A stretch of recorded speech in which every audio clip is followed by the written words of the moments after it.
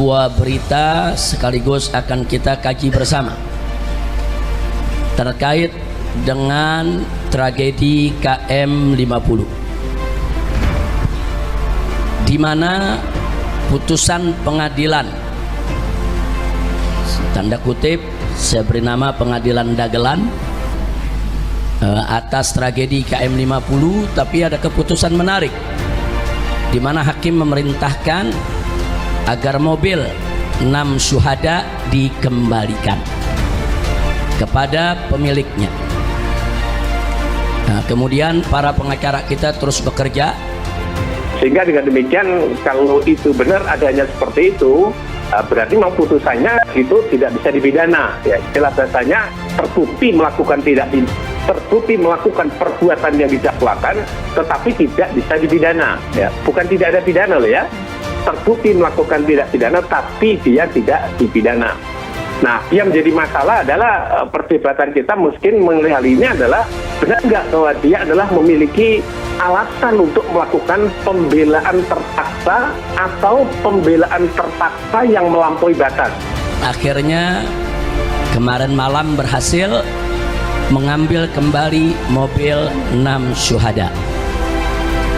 Mobil itu akan kita simpan dengan baik karena itu termasuk barang bukti otentik atas terjadinya tragedi KM 50, sekaligus fisik mobil tersebut akan memberikan jawaban untuk kita apa sebetulnya yang terjadi pada peristiwa tragedi KM 50.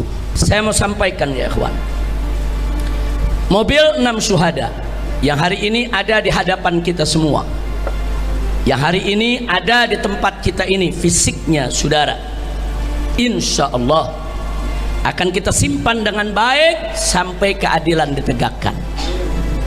Karena saat pengadilan HAM digelar nanti, mobil 6 syuhada ini menjadi bukti penting yang tak terbantahkan. Dalam 1 minggu ini itu menimbulkan keraguan, dan keraguan itu justru diperlihatkan oleh kalangan luar negeri yang menganggap bahwa Indonesia sebetulnya ada di dalam bahaya itu untuk mempersoalkan legitimasi Presiden Jokowi itu.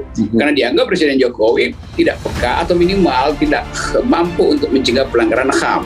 Mungkin ada data yang lebih banyak lagi, tapi saya baca pemerintah Amerika sendiri menganggap bahwa kita kesulitan. Mobil itu akan kita simpan dengan baik atas terjadinya tragedi KM 50, sekaligus fisik mobil tersebut akan memberikan jawaban untuk kita apa sebetulnya yang terjadi pada peristiwa tragedi KM 50.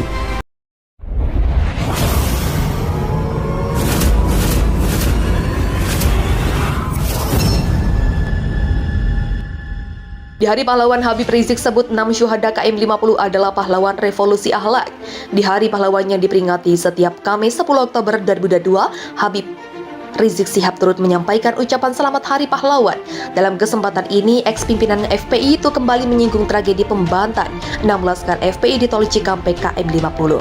Habib Rizik juga menyebut 6 laskar FPI yang telah gugur layak digelari sebagai pahlawan. Di Hari Pahlawan, 6 syuhada KM 50 adalah pahlawan. Kata pengacaranya Aziz Yanuar menyampaikan pesan HRS saat dihubungi pojok1.id Kamis 10 November. Aziz Yanuar juga menyebut 6 syuhada KM 50 yang telah gugur merupakan refleksi pahlawan revolusi akhlak. Mereka pahlawan revolusi akhlak, ujar Aziz menyampaikan pesan HRS.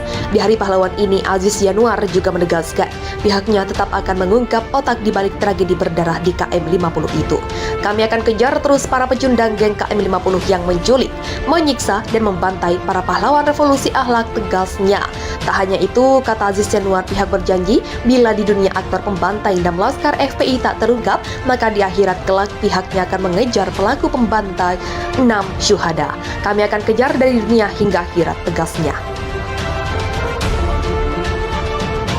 Habib Rizik akan seret seluruh pelaku KM 50 ke pengadilan HAM. Rezim Jokowi tentu berganti. Habib Rizik Syihab menegaskan bahwa para pelaku pembunuhan 6 laskar FPI harus diadili di pengadilan hak asasi manusia. Menurutnya, tragedi KM 50 yang menewaskan 6 laskar FPI pengawal Rizik Syihab merupakan kasus Menurutnya, tragedi KM50 yang menewaskan 6 laskar FPI pengawal Rizik Syihab merupakan kasus pelanggaran HAM, bukan sekedar kasus pembunuhan biasa. Mereka harus diseret ke pengadilan HAM seluruh geng KM50 yang terlibat di dalam pembantaian KM50. Nggak boleh dibawa ke pengadilan biasa, tegas Rizik dikutip dari YouTube Islamic Brotherhood Television Selasa 8 November.